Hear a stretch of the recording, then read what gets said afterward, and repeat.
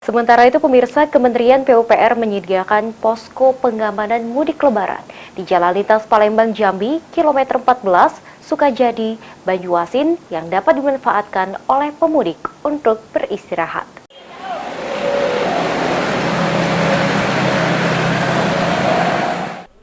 Kementerian PUPR menyiagakan posko pengamanan mudik Lebaran di Jalan Lintas Palembang Jambi, kilometer 14, Sukajadi Banyuasin yang dapat dimanfaatkan oleh pemudik untuk beristirahat.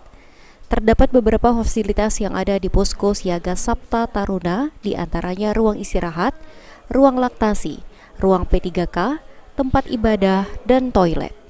Selain dari itu, posko ini juga menjadi base camp dalam kesiagaan penanggulangan bila terjadi bencana alam. Posko beroperasi mulai dari H-10 hingga H+7. Seluruh staf PPK turun langsung dalam posko siaga Sabta Taruna ini. Pemerintah menghimbau kepada masyarakat untuk tetap berhati-hati saat melakukan perjalanan mudik Lebaran. Masyarakat disarankan untuk berhenti di tempat-tempat istirahat yang telah disediakan bila pemudik mengalami kelelahan. Muhammad Maulana, PAL TV.